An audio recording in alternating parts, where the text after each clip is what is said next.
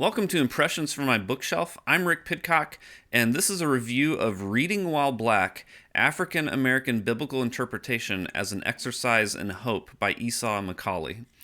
Dr. McCaulley has a PhD from St. Andrews and is an assistant professor of New Testament at Wheaton College. He's a priest in the Anglican Church in North America and is a contributing opinion writer for the New York Times. This book was it was given an honorable mention for the book award from the Gospel Coalition in 2020, and it also received the Best Book Award for Christianity Today in 2021.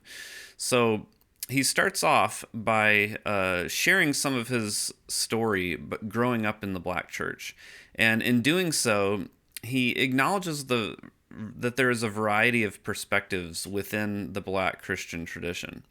He says that black students often have had to get their theological training on a battleground for a war between white conservative evangelicals and white mainline Protestants. And so, while the white conservative evangelicals have hurt the black community, he says that the white mainline Protestant theology, quote, robbed the black Christian of the rock on which they stood. So, one example he shares of his frustrations is how commentaries rarely show concern for the Bible speaking to the black experience. He says that some black progressive voices have mirrored the disdain for traditional belief that white progressive voices have had. And in every white space, he talks about how black voices are used and tokenized for various purposes. He proposes that, quote, black biblical interpretation has been and can be unapologetically canonical and theological, socially located, in that it clearly arises out of the particular context of black Americans, and willing to listen to the ways in which the scriptures themselves respond and redirect black issues and concerns. He explores how the black community relates to the police in America, and how black Christians relate to the topic of submission in light of the teachings of Jesus and Paul and John. And then he explores Luke as a gospel writer who connects with black Christians. He looks at how black identity can be found in the Bible, and in order to combat the idea that Christianity is fundamentally a white man's religion. And he looks at how black Christians can deal with the legitimate rage that they do have for their American experience. He then gets into some difficult slave texts in the Bible. And he says, quote, I wanted to continue a conversation, not conclude it. I will leave it to the reader to decide if I succeeded in answering these questions to anyone's satisfaction. But whether I accomplished that goal or failed is not the point.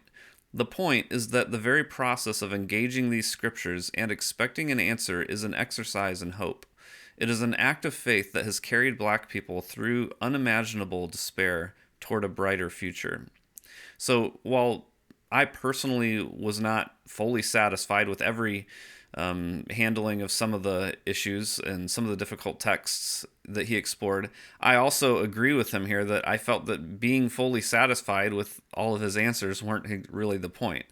I felt that he was being very bold in his acknowledging of what troubles him without trying to whitewash it away, like so many white inerrantists that I know do.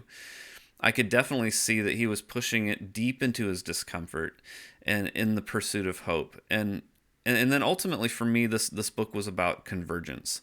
He said, quote, I hope that the mainline tradition, the evangelical tradition, and the black progressive tradition have found another conversation partner that deserves respect. I also hope that I have provided a path Christians can follow to see in these texts a friend and not an enemy. But this is just a beginning. The questions I have asked deserve much greater scrutiny.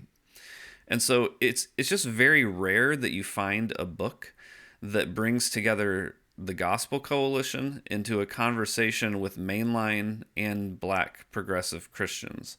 And so because my bigger view of the universe is that we converge in love of self and neighbor and God, I totally love how this book not only is sharing the perspectives of approaching the Bible as an African American, but also in how this book is being used in accomplishing that convergence of bringing people together into a conversation that normally would not gather together. So, Reading While Black is a book that I can definitely recommend to Christians from across the spectrum of postures toward the Bible.